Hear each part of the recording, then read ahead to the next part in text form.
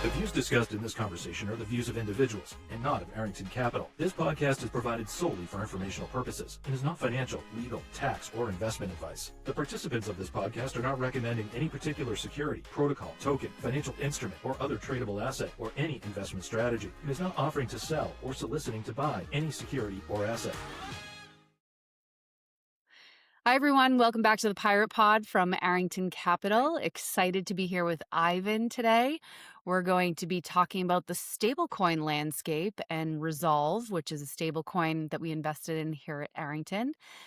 We are first week in November, so I think it's a timely topic. We invested in Resolv Labs earlier this year alongside Coinbase Ventures and Maven 11. The team is really in tune with the stablecoin space, so I'm looking forward to the conversation. They have some really interesting true delta neutral architecture that we're going to dive into. But with all of our podcasts, we'd like to learn a little bit about the founder and sort of their origin story and their path to Resolv. So Ivan, can you give us a little bit of an introduction and talk about your path to founding Resolv, which was quite a while ago. It was not as recently as our investment earlier this year. You've been at this a bit. So tell us a little bit about yourself and your journey. Yeah, sure. Would be glad to. And thanks for being here. Thanks for inviting me today. Basically, I actually started as an applied physicist, and I should have been looking into nuclear reactors and stuff. But then I shifted to work on weapons of mass destruction, as some people call them, the derivatives. So I worked in TradFi for more than 12 years, hedging corporates, later working on structured products, investment instruments, complex solutions for institutionals and retail. So that's my background, basically financial instruments. But after 10, 12 years, it becomes a little bit less interesting and fancy, I'd say. Well, you just get used to it a bit. And moreover, it feels that there are so many things to be done and to be built in DeFi and crypto in general. And so basically in late 2021, early 2022, I thought it's a great time to shift full-time from TradFi into Web3. Perfect timing, I'd say, right? Almost at the top of the market. And actually, I'd say I hit and picked the bottom of it when I actually started looking into things like in early 2022. But Resolv started back in April 12th, 2023. Actually, in Russia, it's the day of cosmonautics. I don't know if it's a coincidence or what, but like it's the day of like, what? Yeah, like it's like aerospace stuff. Like this was 1961. Then Yuri Gagarin went into space on 12th of April. Pure coincidence, but yeah, very auspicious. I like. yeah. I like to think that there's like just an ambitious thing. So, but basically, it came after the USDC depeg. Again, we know like of the reasons, so understand that it's basically there are many things here involved. But in our minds, it was, hey, 8 out of 10 stablecoins depegged on like around 10th of March back then. We understood how interrelated everything is. We thought that we should basically have some kind of a case when you could feel safe while getting the yield, which is hopefully above the market, above the money market rates, something reasonable that you're not passing on the opportunities in yield-bearing instruments in DeFi. And that's basically how we started back then. Were you, in your TradFi days, were you doing anything, paying attention at all to crypto or Web3 or decentralized ecosystems or some of the tokens or the early DeFi projects that were going on? To be honest, I'd say less so. And that's one thing that I regret a lot, because I wasn't there to just first-handedly experience the formation of the first narratives. So I touched upon it from time to time, but I'd say that true focus came when I fully shifted in general. So you can call me not an OG in the space. It's just like 4 or 5 years. Aside from getting bored with TradFi, can you point to any one particular moment that really sparked your idea for Resolv? Yeah, I mean, like, actually, it's not that I'm getting bored in TradFi. It's just the fact that the major things have been uncovered there. I'd say, yes, there is some innovation still and going on, but I'd say that the majority of complex instruments have already been devised somewhere or sometime, and everything is a variation. And in DeFi and crypto, there are new narratives which never existed before, You're able to be basically on the forefront of innovation. You can do things that no one ever tried before, and that's super cool to feel that. And the moment when I basically, which clicked, like again, that would sound a little bit strange and super newbie, but it's just reading the how to DeFi at one point in time. And I'm like, whoa, like seriously? Because every derivative, every financial contract, and everything that basically it works in finance is a contract.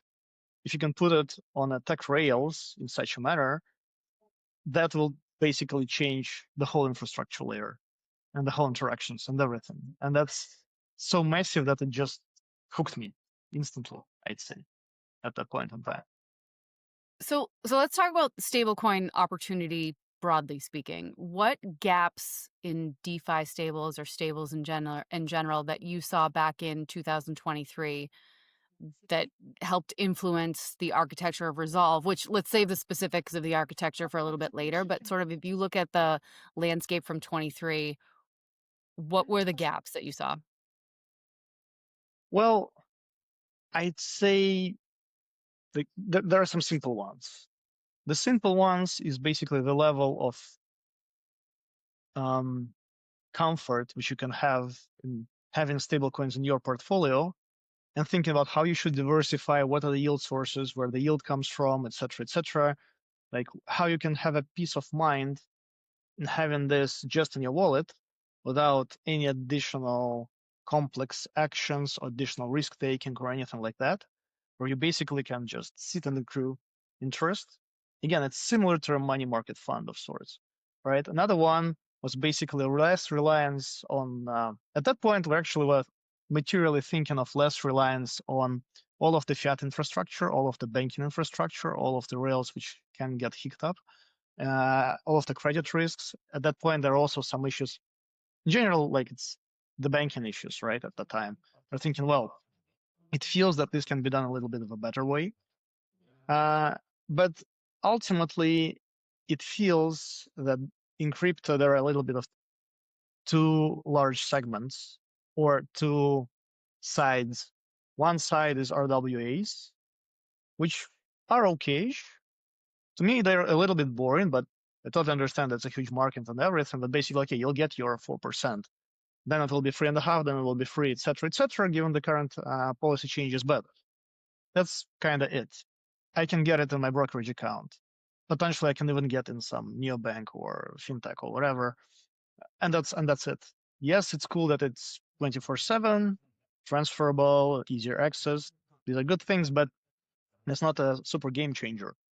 On the other hand, you have, especially in pre-TG projects, or you have crazy farms, or you have crazy DeFi yield opportunities, which are good for first 10K bucks, basically, to farm to 100% APY and then rotate or whatever, which require constant monitoring, et cetera, which are less accessible, which are usually highly risky.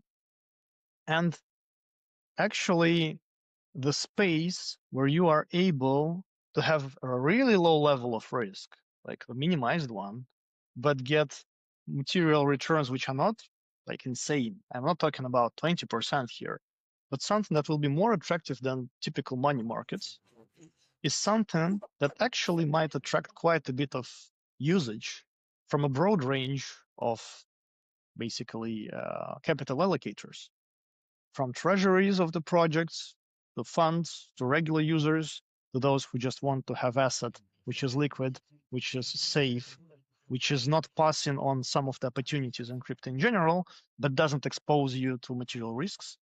And so that would sit basically in between those two options, like super conservative and not getting too much, but also not being exposed to what we're currently seeing in the market quite a bit, I'd say, in the latest days. What's like the most important thing when you think about stables being the perfect rails for yield distribution? Yeah, I mean, if you think of it, and that's what gets me excited. So I've been building structured products, right, and investment solutions for quite a while. And if you think of it, stables, and again, like stable coins, and the term stable is a bit controversial, and we're seeing how specifically now it's happening, right? Like the ones which are being backed by RWAs, the ones which are being more like funds, the one which are more like 10x degen strategy, backed by looping or whatever, all flavors, but let's still call them stables. So basically, if you look at it, stables are just a next generation of yield distribution saving accounts or investment products per se, because they are liquid and instantaneously, they are transferable, they can be used as a collateral, and you can basically create leveraged positions if you want to. Then there is also a case of self-custody and everything else. So if you compare them to your typical products in traditional finance, they are just ahead of it.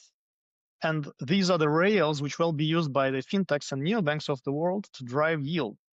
And again, I'd say that there are two different use cases. Well, there are a number of use cases for stablecoins. One is purely transactional, right? And that's understood, and that's how it started. And basically, the main usage was to just get on chain for the on-ramp, right? But now we're moving more and more into this yield generation angle and investment instruments angle. And that part is something which I'd say just starts to emerge in a civilized manner. And for that civilized manner of yield generation, distribution, etc., these are the perfect rails. And actually, it may be controversial because I'm not saying that there need to be 100 stablecoins. No, actually, they don't even need to be stablecoins. They can be just in fintechs where you click the button and get the yield. But they serve as the rails. What does the stablecoin landscape look like today versus what do you think it's in the future? And who do you think those winners are that serve as the rails? Yeah, well, so basically, I think that, as stated, there are different use cases for different stablecoins, right? For RWA-backed ones, it's on-ramp and off-ramp, primarily initially, and that will change a little bit with the development of new narratives, but still. The CDPs are great for taking leveraged positions, basically, in an underlying asset and building up. And what we're seeing now is the emergence of tokenized money market funds of sorts, right? Resolv started at the same time and independently with Athena, again back in March, April 2023. And we're seeing more and more narratives on more and more cases where basically the stablecoins are an approach to creating a liquid, stable, hopefully, yield-bearing asset. And the backing can be different. And basically, I believe that these products, they will evolve and they will fill the different niches of investment products, which are based on different narratives, basically. Yeah. Because, say again, won't show our case here, but we basically enable the broadest range of yield sources and put them on stablecoin rails, as stated. And what that means is that basically, potentially, you can have a really broad range of investment banking opportunities being wrapped into a capital protected instrument. Again, this may be controversial and the stability of these solutions might be questionable. So it all depends on the design, approach, architecture, etc. That's why we build our setup in such a way. But basically, I see that there will be transactional stables, and as we see how this is being evolving. And then there will be investment instruments, which are packed in the form of stables. They won't be called stablecoins, likely. They'll be called tokenized money market funds, investment instruments, crypto savings accounts, whatever. It's actually a second question on how they will be called. But these will be capital protected liquid instruments which are transferable, which can be used as a collateral, and which basically give you exposure to some kind of an underlying risk. And that again might be pretty different. So that's how I see it developing in the future. I'd say like going to different pathways. Super helpful. You're part of the question of the winners. Again, as we have a large number of banks, a large number of products which they are offering, a large number of types of solutions, we'll just see different protocols specializing likely in a separate segment of this and providing dedicated and specific exposure. And this will evolve materially. Likely we'll see less stables, to be honest. Likely most of these will evolve into some form of other instrument because the exposure doesn't feel right for capital protected product, but that's the beginning of it. let's dive in on Resolv. Speaking of some winners that we think are going to Thanks. win in this thing. And Appreciate it. you have some pretty unique architecture, and I want to sort of step through it very simply for listeners who have never heard of you before or Resolv. What is the true delta neutral architecture in the most simple of terms? Can you walk us through that? Yeah, sure. I'd say that the fact that we use this term, the true delta neutral architecture, actually we started to use it less and less. But originally where it came from was the idea that whenever you stack yields, right, whenever you create a yield-bearing stablecoin, wherever you have an investment strategy, there are risks attached. So, for example, delta neutral, so-called delta neutral stablecoins, all right, like Ethena, for example, which capitalize on the funding rates. And for the listeners, so how it works, you have a digital asset. Basically, you have BTC or Ether. Let's take Ether, for example. You take Ether and you hedge it with a perpetual futures contract. That means that basically the price is fixed and it's not volatile, and you're capitalizing on a staking rate for Ether and on the funding rates in the futures, which usually are pretty good. So you're able to translate that yield to the holders of the stablecoin. That's the basic design, and that's how it all started, I'd say. And actually, I think the first such stablecoin was UXD on Solana a while ago, but whatever.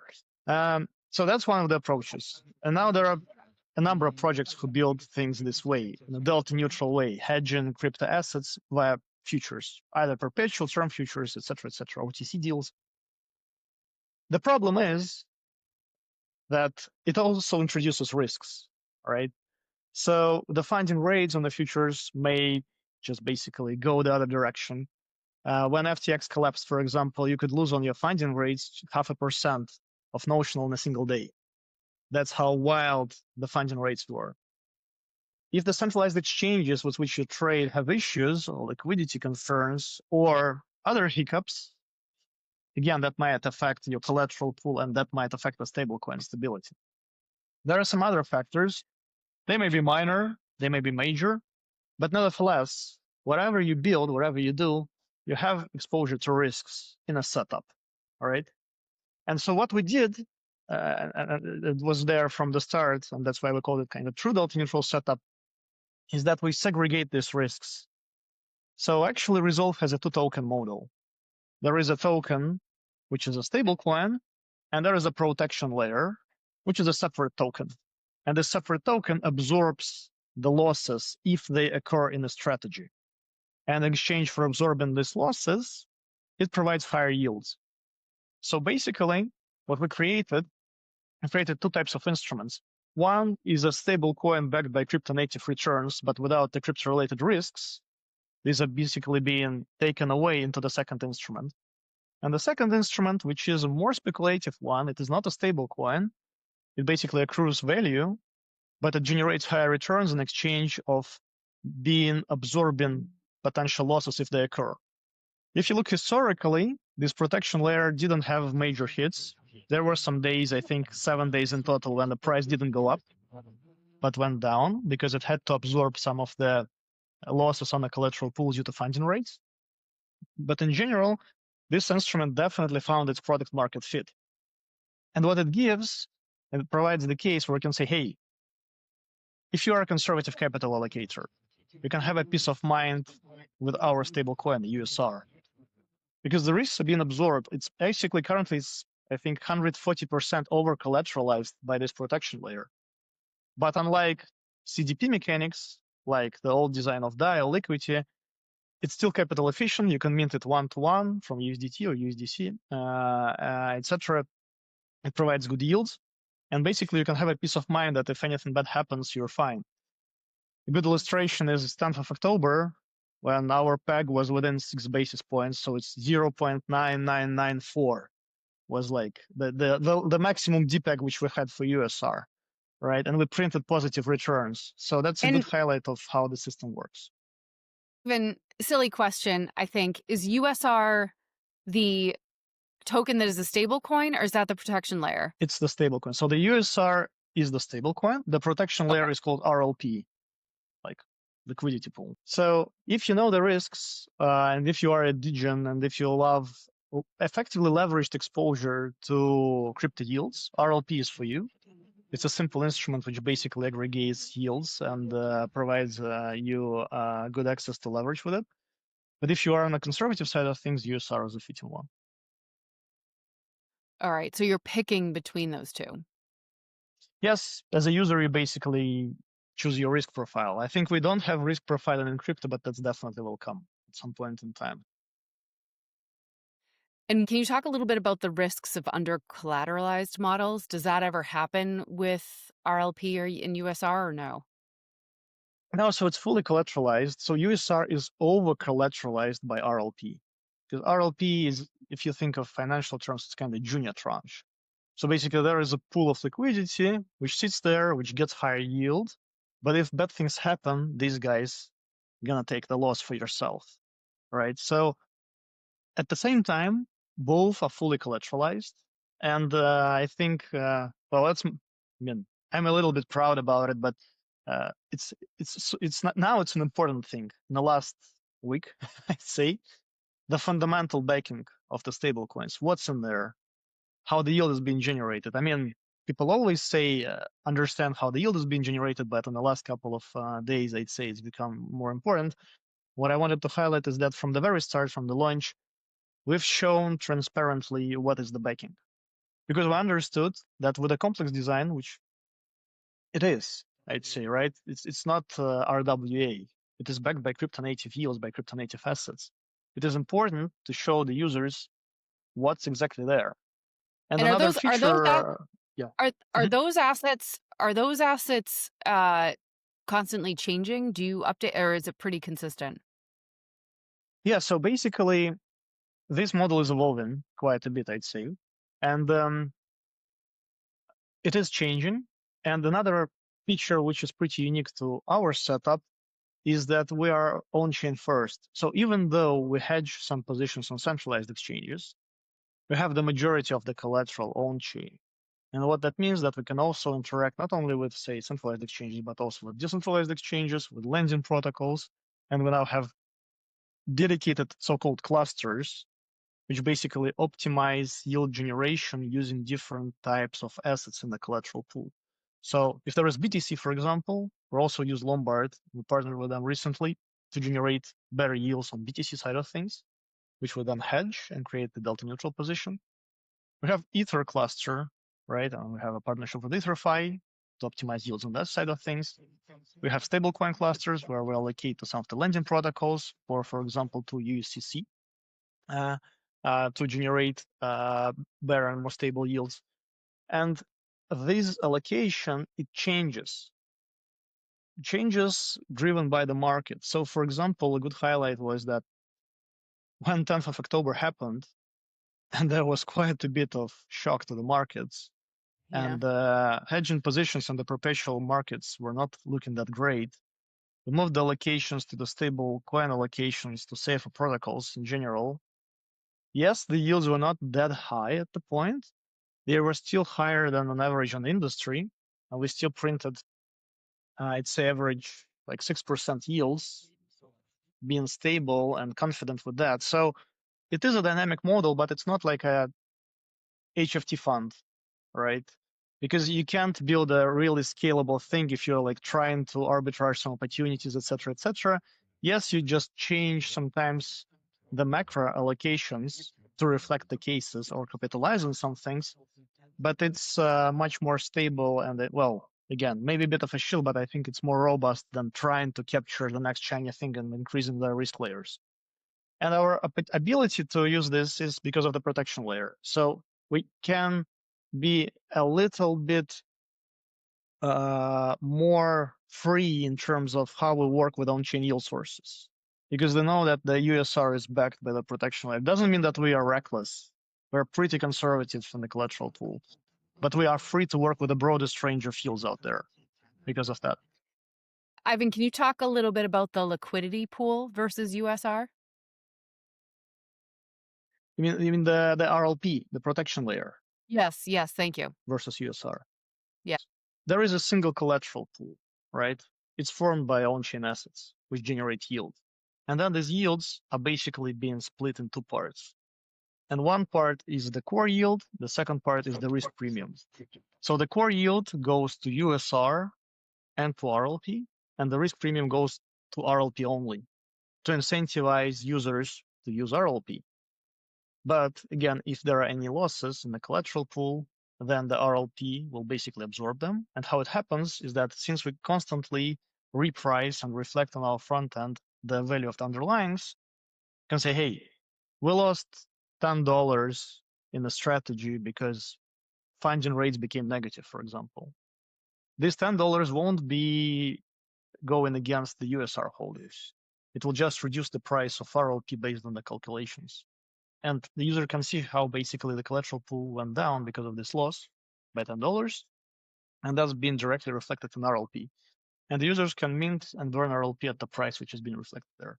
And when they come in, like a real example of someone coming in and participating, they're picking the balance of the RLP and the USR? Just independently, whatever you wish. Okay. So I'd say for USR, it's more conservative holders, but also the ones which love the looping with low level of risk, because generally we are able to generate yields which are higher than the borrow rates. For RLP is not a stable coin, right? It is an instrument in its own right. It just gives exposure to the yield stack, which we have, to the yield stack of the collateral pool. And yes, you can loop it too, and there are such opportunities, but you should be more risk averse. You should be just more risk cautious in these cases, because RLP, if, for example, something massively bad happens, RLP price will go down.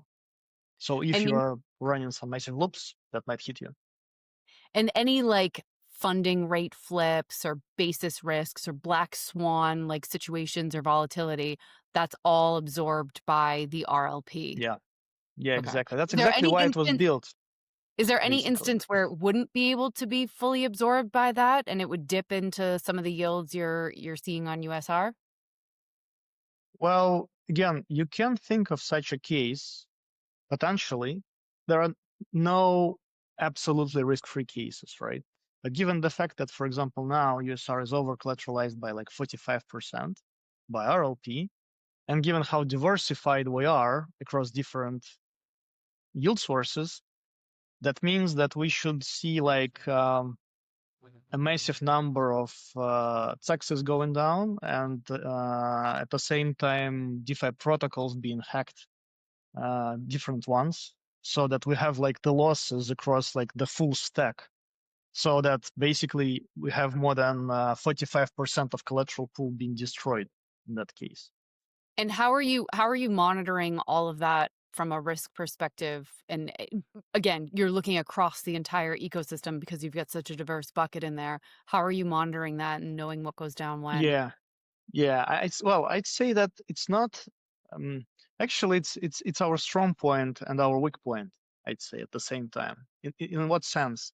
In a sense that we approach expansion of the collateral pool really conservatively.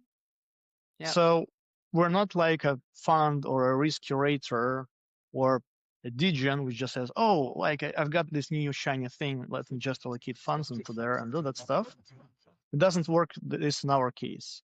Actually, any integration of the new yield opportunity in the collateral pool requires and takes quite a bit of due diligence, integrations, adding risk gauges into our monitoring and controlling systems, automation, and everything else.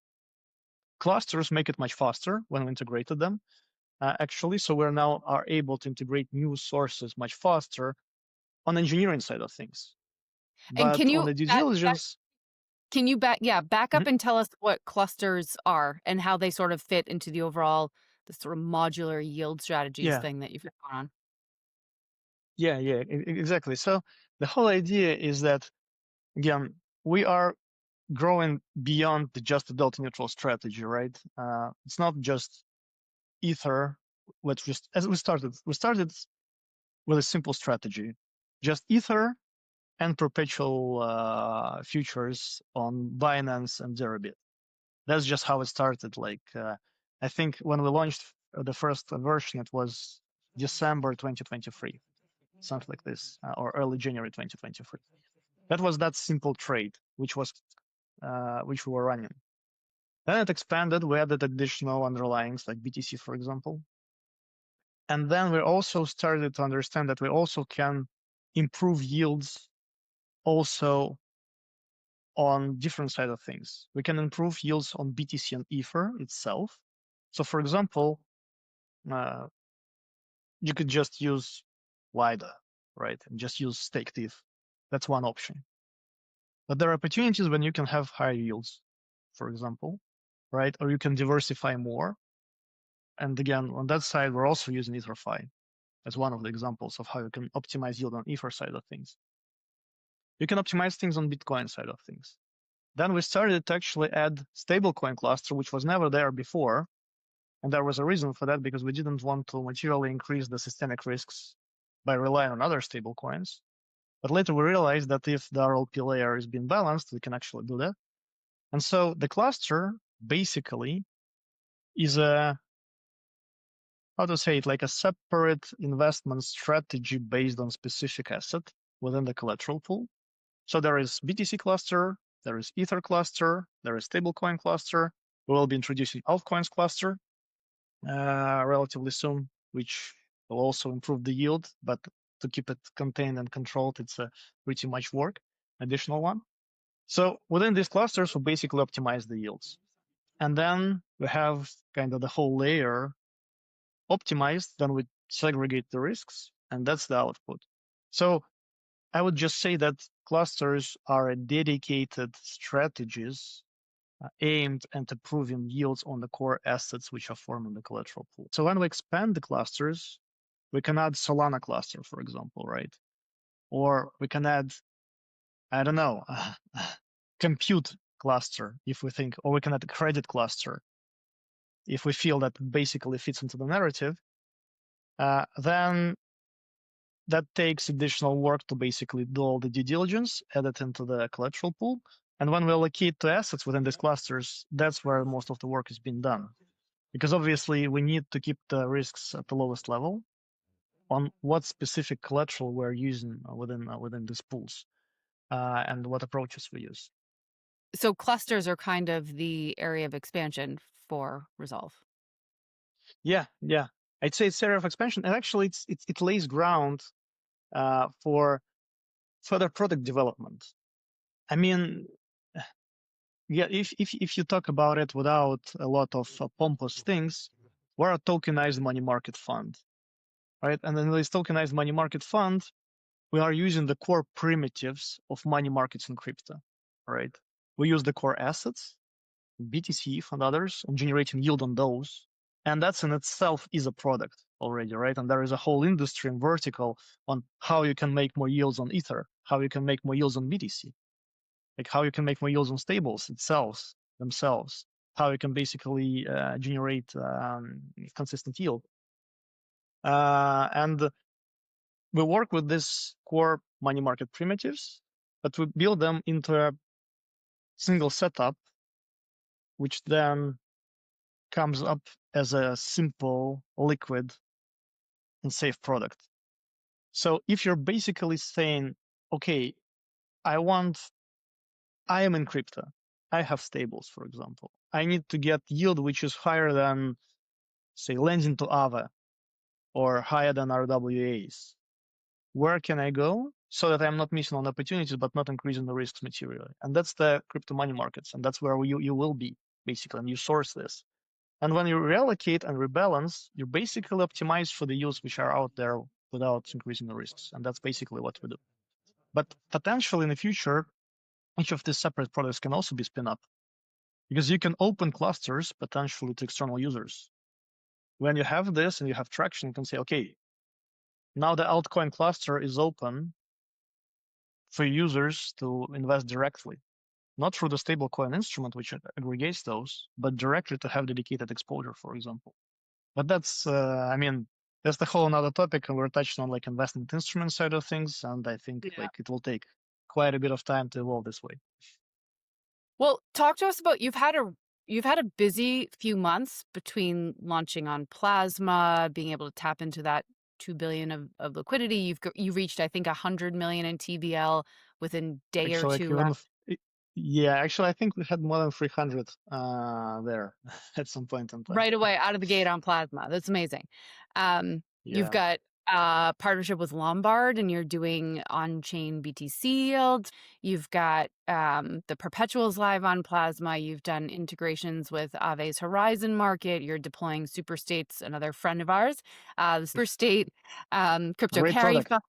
Yeah, it is. It's great. We use it here too. And so you've got all this momentum, and you've accomplished all these things over the past, I think, less than 2 months. What comes next? What's on the horizon next for Resolv? Yeah, so there are different things here, as always. I'd say this optimization on the cluster side of things, it's a never-ending process, right? So we have just our KPIs in terms of how we can consistently improve the yields in a controllable manner. So, and that may be a little bit like to the contrary of how often things happen. Like often projects just show like, here is your 20% APY or 50% APY or whatever, and then it goes down. We go a little bit in a different direction. Well, I won't say that we go like in a totally different direction, but what I mean here is that we're just consistently adding opportunities to the collateral pool, keeping them under control. And we have a good illustration in our Resolv journey. Resolv journey is basically something like a write-up on what we have done, where we are going. And there is a bit of a plan on how we kind of want to expand the clusters and how they will affect the yields. So we'll be adding altcoin cluster, working actively on that. That will definitely help with the yields. And the main point here is to keep it contained and controlled. And 10th of October shown pretty much on on the fact that you should be pretty risk averse when implementing such things, right? So consistent improvement of the collateral pool and of the yields and stepping up on that, expansion of the clusters is one thing. Another big thing is obviously the distribution itself, right? We are definitely seeing the cases of DeFi mullet, or it's not to call it this way, just convergence between the more traditional players, TradFi and more traditional capital allocators, and on-chain solutions or crypto yield sources, DeFi. Again, I think the things that happened during last month didn't help a lot in terms of perception of the levels of risk and everything, on the one hand. On the other hand, I think that it also highlighted the fact that, hey, yes, bad things happen. That's not great. But systemically, it didn't kind of flip the industry or led to a cascade of things. Yes, we'll see some more things, I'd expect. As they say, like when the tide goes away, you'll see who's swimming naked. So we'll see some naked people, maybe, in the coming days, weeks, or months. But overall, I'd say that this flywheel of more and more adoption, it's not stopping, and I don't think it's going to stop. We're seeing stablecoin chains emerging. This is a big thing, to be honest. Like Plasma is one highlight. There are also others, right? We're starting to see how the more established L2s are starting to drive the stablecoin narrative. We see how they start to drive the narrative of being an infrastructure for fintechs and neobanks.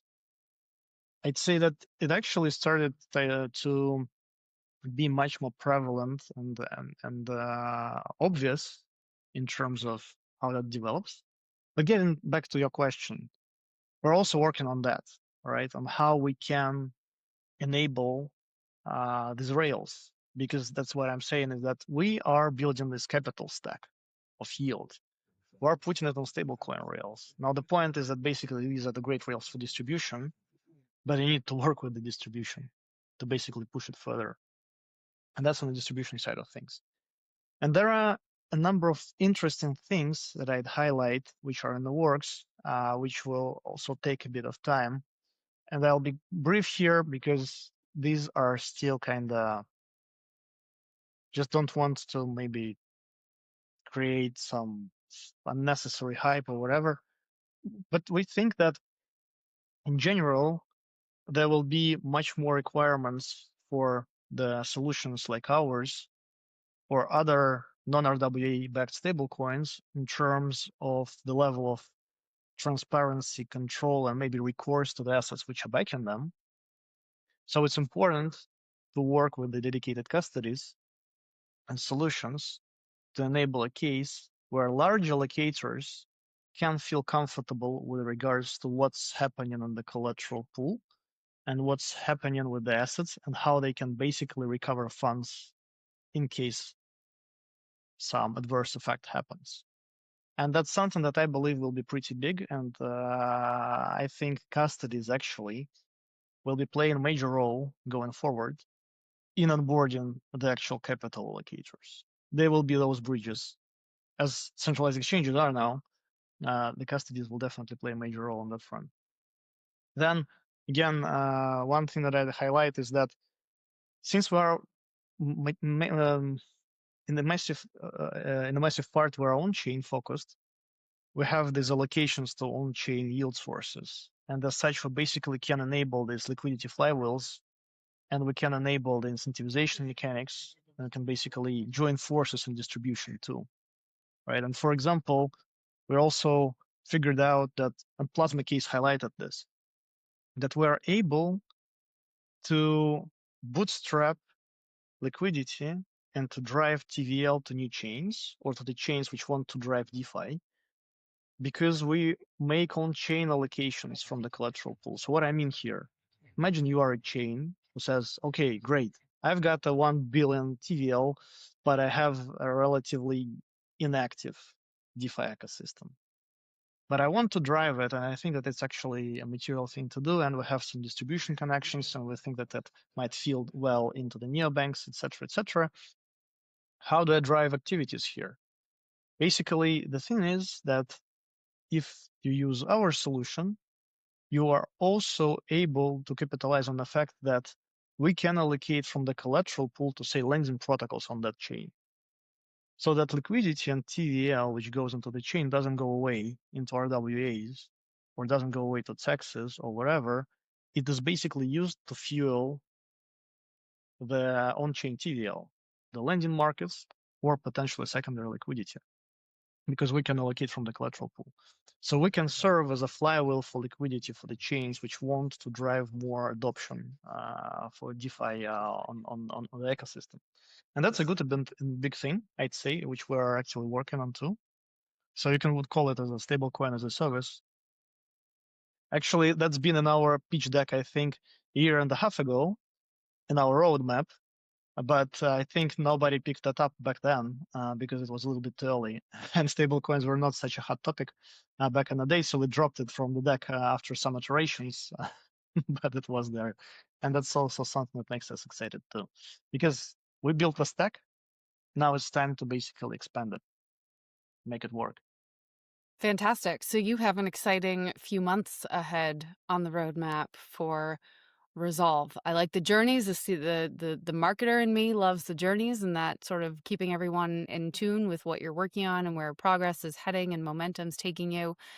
This has been great. Ivan, thank you so much for coming on and sharing more about Resolv. I will drop links and socials in the show notes, and people can follow and reach out to you there. But thank you for coming on here. Great. Thanks again, and have a great day ahead. Thanks, everyone.